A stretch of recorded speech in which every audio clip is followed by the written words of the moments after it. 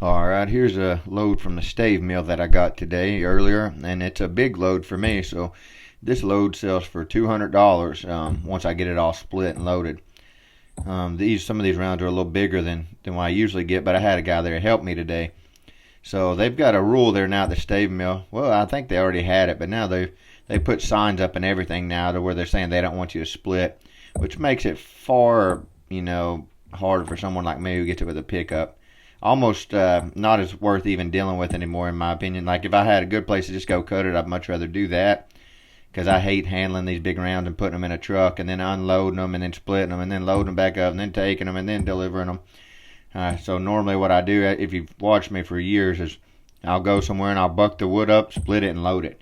And that's what I was doing there too, but now they've made it obvious that they don't want you to do that, and it's their place, so but and I keep hearing things about a chipper too. I don't know if that stave mill is going to continue going on or not. I know people have said they've been saying that for years, but one of the guys is telling me they've got one now and they're planning to start chipping the stuff up, and it'll probably take care of all of it. But like I told that one guy, I said, well, might as well just get it while we can. So that's what I'm doing for now. And by next month, which is February. So we've still got February to sell, but by March, the wood pretty much comes to a stop. He might sell a little in March. I have sold it in March, but then it usually stops in March.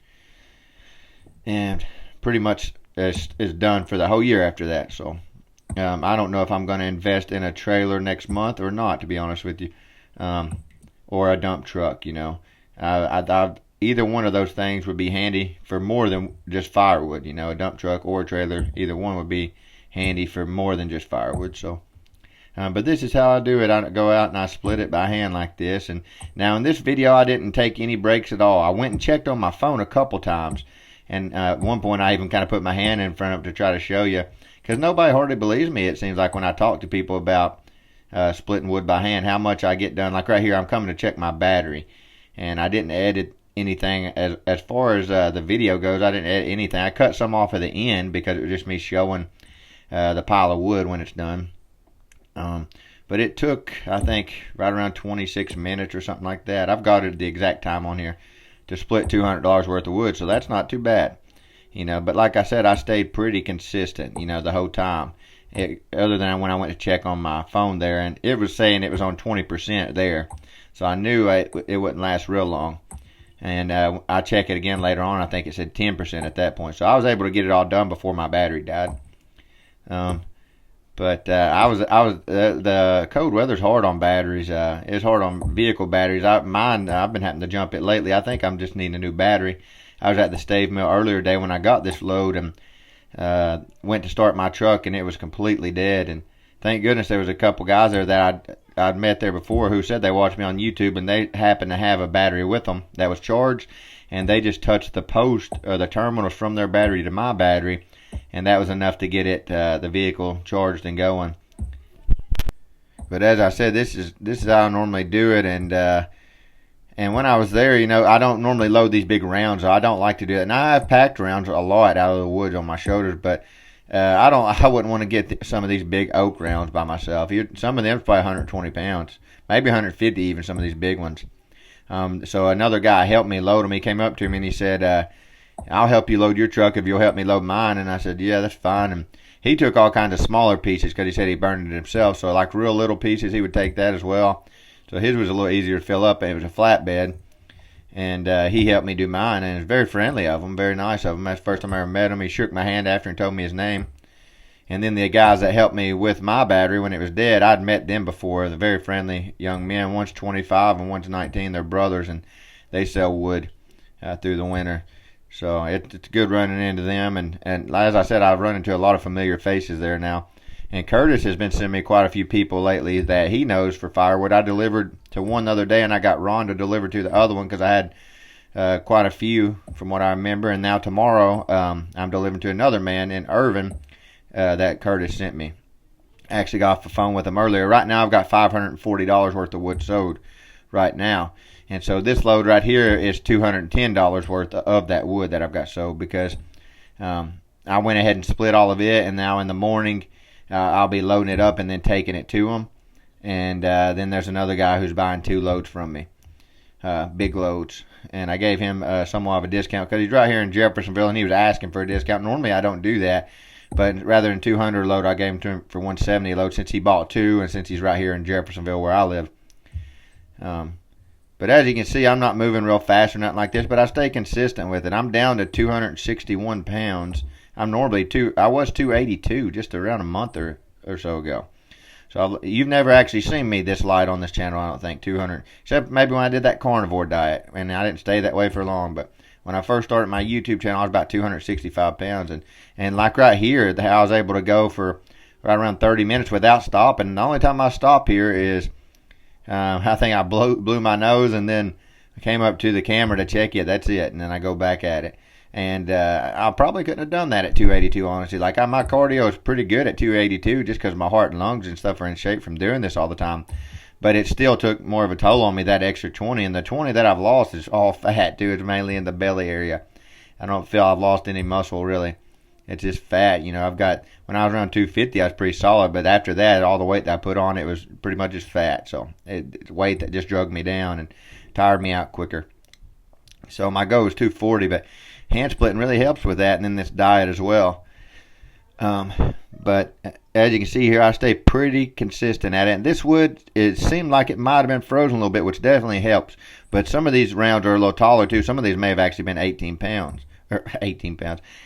inches. Sorry, talking about weight and still holding on to the pounds. But yeah, some of them were 18 inches, I think, easily, I'd say. And it definitely makes a difference when they're taller, for sure. I've talked on that many times, but I don't think it's a significant difference. But anyways, this in white oak, and the thing is, like, I've heard a lot of people say it's so easy to split. Some of it is great to split white oak. Some of it is. A lot of what comes from that stave mill is pretty easy to split, honestly. Some of the easier white oak I've done. I think a lot of the white oak that I had before, part of why it was tough was because it was tops, a lot of it. Not all of it, but a lot of it was tops. And the tops are just knottier. You know, but if it's straight grain, it's really not too bad. White oak, it's stringy. It's definitely stringy, but it's not too hard to split if it's straight grain.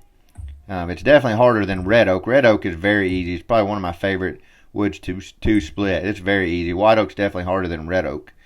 But then a step up from white oak is hickory. Hickory is very tough, actually. Some of it's very tough. Now, I'll split 2 different kinds, if I'm not mistaken. I'll split shagbark hickory, and I've split bitternut hickory, and I think shagbark was the one that was really tough. I think bitternut was tough too, though, or pignut, some people call it. It was tough, but not like the hickory. So here I am coming up again. You can see me kind of showing my hand. Look how pretty that hand is. Clean and beautiful. And anyways, I was kind of just showing you. I'm not editing. I want to show you because, like I said earlier, lots of people don't believe me when I talk to them about hand splitting. They don't believe that I can split the amount of wood that I split in the time that I tell them. I've talked to quite a few people. And the reason why I know they don't believe is because Ronald tells me they don't believe. Because Ronald will talk to some of them at the stave mill there, because I'll talk to them and we'll talk about stuff. And there's been more than one, I think, that's told Ronald, yeah, I don't believe that guy. They call me that guy in the red truck. The guy that drives that red Ford truck. I don't believe he sells it for that price, and I don't believe he does this. And I'm not sure what all they said, but they don't seem to believe it. But like I told Ronald, I have no reason to lie to him, none whatsoever. I'm just when I told him, you know, how much I sold and how quick I'm able to do it and stuff, that I was telling the truth. But so I've got that same thing for years though on YouTube. People always tell me to get a splitter. A guy the other day was telling me, he said, you might be able to outsplit a box store splitter, but you can't outsplit a $10,000 splitter. Because in the video I said that I could, and I said, yeah, actually I can. I can outsplit a Wolf Ridge, which I know somebody who has one, and it took them 2 hours to split a full cord, and I split a full cord in right around an hour and 15 minutes. And he said, well, I've got a Wolf Ridge, and I can do this with it and that with it. And I said, well, as I'm sure you know, there's different models of Wolf Ridge, just as there is anything else. So, and I said, as I said, I can outsplit a $10,000 splitter, which is true. And some people may not believe that, but the good thing about the truth is, it doesn't need people to believe in it for it to remain true. So it's still true nonetheless. So if people don't believe me, it's okay with me, really. I know what I can do. I don't have to prove it to anybody. But I've got a YouTube channel, and I show the proof on there. And yes, somebody was mentioning me hitting rocks. Yeah, I do with the Fiskars. The Fiskars is very soft metal on the edge compared to lots of axes. Like that Adler, it's definitely tougher on the edge. The Fiskars is soft, and so it's soft. It's easier to damage, but it's also very easy to fix the damage on. The Fiskars is. But I don't even do that, and I split hardwood. I don't hardly ever sharpen that axe. Like I told a guy the other day, I'm not trying to chop wood. Some people call this chopping. This is splitting, is what this is. Or some people call it busting, which makes sense as well. But it's not chopping. This is splitting wood. Chopping wood is like when you're chopping a tree down, felling a tree, or you're bucking wood with an axe. That's chopping. This is splitting. Splitting, you do not have to have a sharp axe edge. And I've shown that time and time and time again. Now, some people may prefer it, and that's their preference. I'm not saying that's wrong at all. Some of the things that I say, I'm not at all trying to push them in a way to say anyone else is wrong necessarily. Though some people are with certain things, like some people saying the proper way is a chopping block. Well, that's for sure wrong. That might be what you prefer, but I don't consider that the proper way. I consider that, to me, the slower way. But some people may prefer that, the slower, more energy-consuming way. And as I've said before many times, and I understand guys have these very expensive axes and stuff, hand forged axes and stuff. And $500, $600 axes. I had a guy price one to me, I think, for like $900. I didn't even message him back. And I understand why they wouldn't want to hit those in the rocks and stuff like that completely. But for me, if I'm going to be splitting for production like this, I'm wanting an axe that I can use and I can split the most efficient way possible. And just one that works really good. The Fiskars is still my go-to. The Adler is a great axe. But when I'm splitting for production like this, the Fiskar is definitely my go-to. It doesn't consume as much energy. It splits fantastic. The 36-inch handle is great. And the head is great. It just doesn't get stuck. It's just an all-around, to me, the all-around best axe to me, the Fiskar's design is. And I did a short video here recently of a Cobalt that is identical to that Fiskar's. They've literally completely copied the design. And somebody else had mentioned how many people had copied that head. They have copied it in very similar ways. Like Husqvarna has one that's very similar, but Husqvarna's head is heavier and the handle is different. Now, Cobalt copied it pretty much to a T. Their handle is the same length, the palm swell is the same, the head's the same. They pretty much copied the exact Fiskars design except in the blue. And Michael was telling me the other day on there that he likes the color blue. I'm the same way. Somebody was telling him that he had wasted his time, that he should have got the Fiskars. I disagree with that entirely, But I do agree that the Fiskars are fantastic. But if that Cobalt works for him, I don't think he wasted his money. Sorry, not his time, his money. I don't think that he wasted his money on it, If as long as that axe works good for him, and I believe it definitely will. I think it'll probably be about the same exact as the Fiskars. I don't know that it has a lifetime warranty. I think it doesn't. Somebody was telling me it had a 1-year warranty, but I'm not sure how true that is. But I actually plan to get it in the future and do some videos on it as well. I think it'll be just like the Fiskars, really. Somebody asked me too the other day, what about all the wooden handles? And I like wooden handled axes and plan to use them. But for me, if I'm playing around having fun and stuff, then yeah, I'll go to the wooden handles. But I've not hardly got any wooden handles besides the Adler, any heads, that split like the Fiskars or the Adler. So I'm using the most efficient axe that I can, and that to me is the Fiskars X27 or Super Splitting Axe. And I will say this now, I can confirm this. One thing that's different about that X27 and the black handled one, the old one that I have, and I still have it. Ronald has been using it. He borrowed it because he likes it, and I knew he would. But you definitely get, I truly believe that you definitely get more shock. For whatever reason, I'm not sure why, but you get more shock in the hands with the X27 with the orange on the handle. And I even seen a video of someone where they broke theirs, and it broke at that point. So I think it's definitely, the handle design is better on the black one. It seems to definitely be different because I just don't get that same sort of shock from it as I do this one. When I do like to flick every now and then, I can feel a little bit of shock. And I don't recall that, hardly ever with the black handled one, Excalibur. Got a lot of history with old Excalibur. And other Excaliburs as well, because I've had, I think, 3 of those Fiskars axes, and I would just trade them like when the summer would come, and then when it come time to split, I would get me another one. But I've never broke one yet, but and I've put them through a lot. But now I do think the black ones are probably a little bit better. So if you could find one with a solid black handle, I think they're better. They split the same, but you can just feel a little bit of more shock from the one with the orange on the handle, the X27. But anyways, as you can see, it's pretty cold here. It got to -1 here last night. -1. When I was splitting here, I think it was around 15 degrees, so pretty cold, which I like that, honestly, when I'm splitting, because I get hot really easy. As you see, I don't have a jacket on. And you do got to be careful. Another guy was telling me, watch out, because you can get hypothermia, and he's right. You definitely can. You can see that one there that I'm hitting, how it was just bouncing. It's really naughty, tough round. So I just left what was left of it. Didn't even want to waste my time and energy on it. Because as I said, my intent when I started here was to go consistently and not stop until I got all this wood split. And that's what I did. So as I said, for me, that's $200 worth of wood. Actually, well, it's $210 because I'm charging the guy gas as well to bring it to him. But we've had some extremely... This is the coldest and winter that we've got in a long time, and the most snow that we've got in a long time here in Kentucky. We've literally... Usually we don't have snow and it stay around for very long. We'll get snow, and I really don't like that, honestly. I like the snow to stay around when it comes because it just feels more like winter and like the Christmas season, and it just really nice to see. But a lot of the times we just have snow, and within a day or two we just have a big muddy mess because it melts. And so this year though, we're going on 3 weeks now that we've had snow, and now the snow has kind of melted off at one point, but like the next day I think it was, we got more snow, and now it's been there ever since. And I think for the rest of the week it's supposed to be below freezing. But last night I think was the coldest one we've had yet. It literally was -1, which is very cold here in Kentucky. I've seen it in the negatives, but not a lot. But it was -1 last night. And now tonight, I think it's just supposed to get down to maybe 12 degrees or something like that. It was still very cold. It's below freezing, but not in the negatives.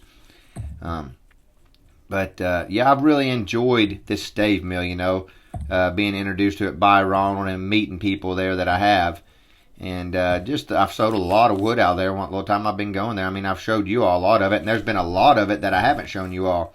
There's actually been quite a bit of it that I haven't shown y'all because I just didn't have the time, to keep up with the videos and the customers, So I would just try to focus more on the customers at times, and I would do shorts here and there because the shorts are they just take so less time, than these long videos. These long videos, sometimes I'll come home and I'll have 3 hours of footage or 2 hours of footage, and I'll have to get that down to around 30 minutes or so. And it takes hours sometimes to edit, especially if I'm doing what I'm doing right now. I'm going back, and this one really didn't have much editing because the only thing I did was at the beginning a little bit, took some of it off, and at the end, and it wasn't me splitting, it was just kind of me walking around. And then now I'm adding this audio in. So I haven't really done much editing on this, and I added some text as well. But other than that, I haven't really done. I didn't cut anything off except, like I said, that little portion at the beginning and a little portion at the end, because I want it to be as natural and real as I could. I wanted to show you can do it, and even if not everybody is, because not everybody is going to be capable of it. But one thing is that I don't like to be told is that I can't do it when I do it all the time. I have guys telling me, you can't do that, you can't do this, and I've actually done it a lot. So, yeah, actually I can do it. But anyways, I don't know, I just never have liked that, but I like to prove them wrong. I will say that. I do like to prove them wrong, but I felt good here. I've been feeling so much better since I've been getting some of this weight off of me. And it makes sense because when you start to just put too much weight on, it comes with lots of health problems. And I understand that. Like they were trying to tell me I had sleep apnea. I quit breathing in my sleep and stuff, I'm 5'10" around it, 282 pounds. That's a lot on that frame. So, but anyways, I have been feeling better, hoping to get to 240, and so I'm about 20 pounds from that, about halfway to it really, and just planning to get there and probably stay around that. Honestly, I really don't want to lose too much more than that. But as I said, this wood too, it splits pretty well. Y'all have seen me split a lot of it this season because this is what I've been getting this year. Is pretty much this whole season. It's from that stave mill now, And so I've got a lot of white oak from there, and it's usually around 14 to 16 inches. But as I said, I think some of this was 18 as well. And it splits pretty good. And normally what I try to do is go down the middle on them, honestly. They're not too hard to get down the middle unless you get into the really big ones or they're knotted or something. Like that one there seems to have a knot. But usually I'll see a natural crack on it, and I'll try to split it down the middle. And usually within 2 or 3 hits, I can get it down the middle. And then once you get it down the middle, the halves and the quarters are so much easier to deal with. I had a guy one time on here, and he was messaging me telling me I was wasting all my shots going down the middle, and saying there was never a time you should go down the middle rather than chopping the sides off, and that's completely wrong. And I told him that I disagreed with him entirely, and I still do. I know that's wrong because I've done both. There are certainly times where it's easier to go down the middle, and anybody that swings an axe much knows what I'm saying is true. There are certainly times where it's better to go down the middle, because within 2 or 3 hits you get that big round halved, and then those halves are much easier to split, rather than just hitting the sides, because it don't always go in one blow when you slab the sides off of these rounds.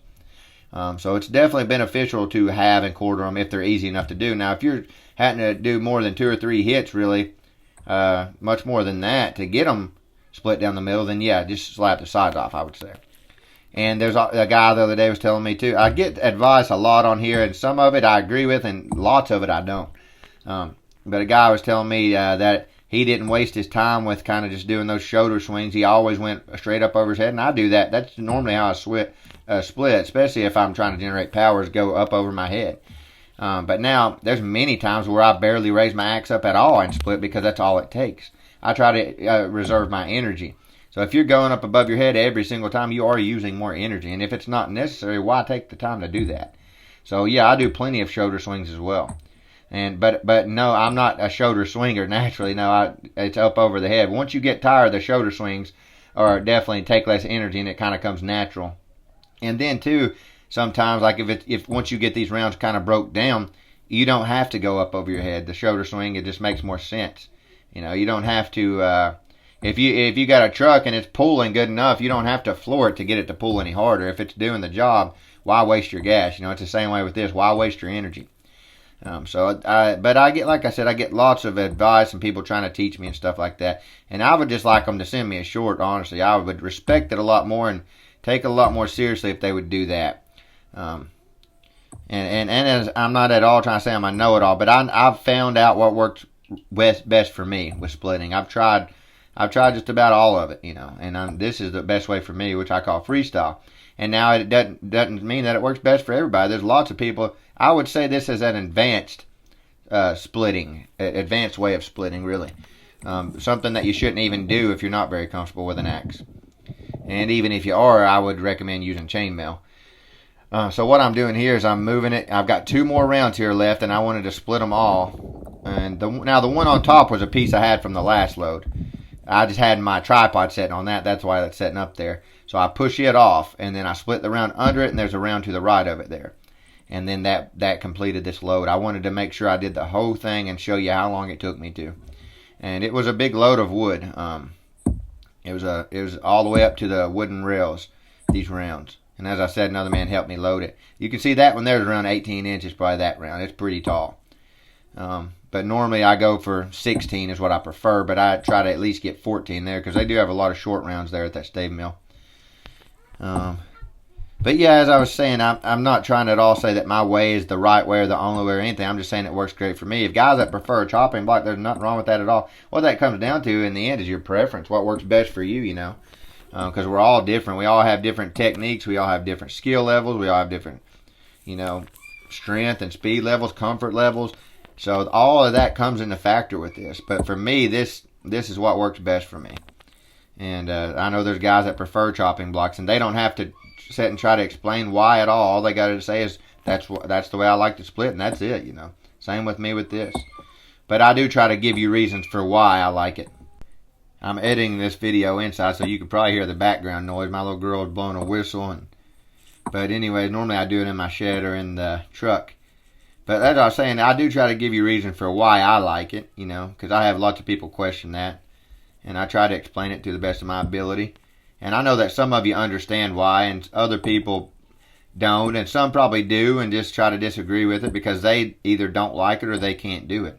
There's some men, if they are not able to do something, they can't do it themselves, they just kind of scoff at it. I'm not going to do that. I'm just, if somebody likes to use a log splitter, then that's what they like to use. If they like to use a chopping block, that's what they like to use. This is the way I like to do it, and there's a reason why. It's because it's the most efficient, fastest way to split wood in a short amount of time that I've ever found. And Lord willing, I'll do it for the rest of my life if I'm able. I had a guy the other day tell me, "You're not going to be splitting like that much longer. You're going to get a log splitter." And I said, "I've done it like this for the last 6 years. I'm 32 years old, about to be 33, and Lord willing, I'll do it. I believe I can do this into my 60s, really, unless I sustain some kind of bad injury. I think I can probably do it into my 60s. There's men that do." But anyways, we're coming to the end now. Here I'm about to show you the time and everything, because that's the end. 25 minutes and 43 seconds. And that was me going to the camera and everything. It probably was more like 25. But as you can see, you can split a lot of wood in a short amount of time. I mean, I know everybody's different. Everybody has different capabilities and everything. But I enjoy doing it like this. So for all those that keep telling me I need a splitter and all this stuff, and no, that splitting ain't anything that slows me down. Getting the wood is something that might slow me down sometimes. Getting it home. I don't have a dump truck or a big trailer. But splitting is not anything that slows me down. I think that's actually very good time right there. That's $200 an hour, or $200 in 30 minutes, so really $400 an hour, which is pretty good money. I'm satisfied with that. But anyways, until next time, you all be safe. Thank you for all the kind words and everything. God bless.